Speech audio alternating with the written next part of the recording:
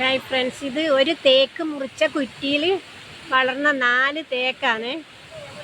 അത് ഞാൻ തന്നെ ഇതിലേ പോകുമ്പോൾ പല പ്രാവശ്യം വിചാരിച്ചിരുന്നു ഇത് ഒന്ന് നിർത്തിയിട്ട് ബാക്കി 3 നശിപ്പിച്ച് കളഞ്ഞാൽ നല്ലതല്ലേ. ഇപ്പം നോക്കുമ്പോൾ 4 തേക്ക് മുറിച്ചാൽ പിന്നെ ഇതെല്ലാം ഡോറിൻ്റെ പലക്ക് പോലും പറ്റും. എനിക്കൊന്നിട്ട് 12-13 വർഷം അത്രേ ആയിട്ടുള്ളൂ എന്നാണ് തോന്നുന്നത് കേട്ടോ. ഇതിൻ്റെ കൂട്ടത്തിലുള്ള സ്ഥലത്ത് റബ്ബർ വെക്കുന്ന സമയത്ത് ഈ തേക്ക് അടക്കം കൊടുത്തതായിരുന്നു. ഇത് ഞങ്ങളെ സ്ഥലമല്ല, ഞങ്ങൾ സ്ഥിരം ഈ തോട്ടിലെല്ലാം അലക്കാൻ വരുമ്പോൾ കാണുന്നതാണ്. ഇതിപ്പം വണ്ണം വെച്ചിട്ട് നോക്കറ, ആരെയും അത്ഭുതപ്പെടുത്തും. ഇത്രയും 4 ഒന്നിലും നിന്ന് ഇത്രയും വരുമാനം കിട്ടൂല.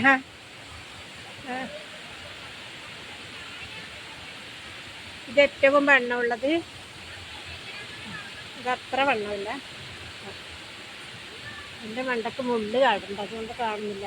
ഇതൊരു കവര് പോലെയാണ് വളർന്നിട്ടുള്ളത്, ഉണ്ടോ?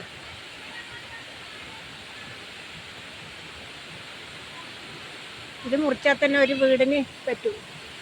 കാതലും ഉണ്ടാകും. കുറ്റിമെന്ന് തെഴുത്തത് കൊണ്ട് കാതലുണ്ടാകാൻ സാധ്യതയുണ്ട്. എന്നാലും എന്തൊരു വണ്ണാന്ന്. അതുപോലെ തന്നെ ഉയരം ഉണ്ട് കേട്ടോ, എന്താ.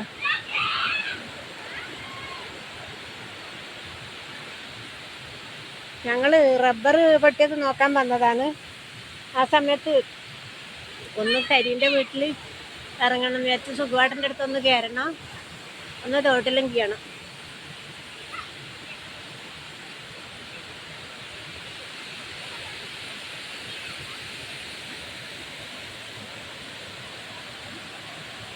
ഇതാണ് മൂരിക്കടവ് തോട്. ഇവിടുന്ന് പിള്ളേർ കുളിക്കാൻ നോക്കുന്നുണ്ട്.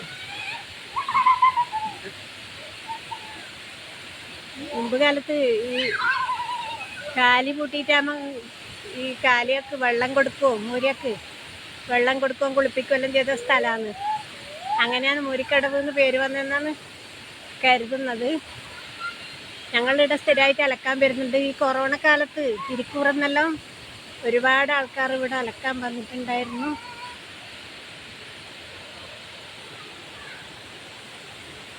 വെള്ളച്ചാട്ടത്തിൻ്റെ ഒച്ചയാണ് കേൾക്കുന്നത്. ഇതിൻ്റെ കുറച്ചടുത്തായിട്ടാണ് വെള്ളച്ചാട്ടം.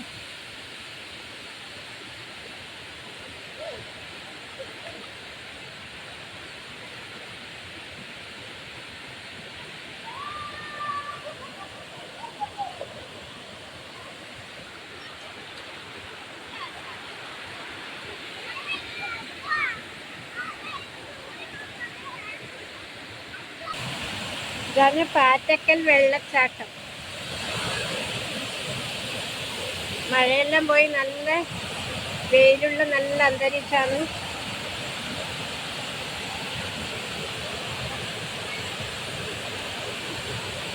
ഇവിടെ വീണ ഇരിക്കൂർ പുഴയിലേക്ക് എത്തും.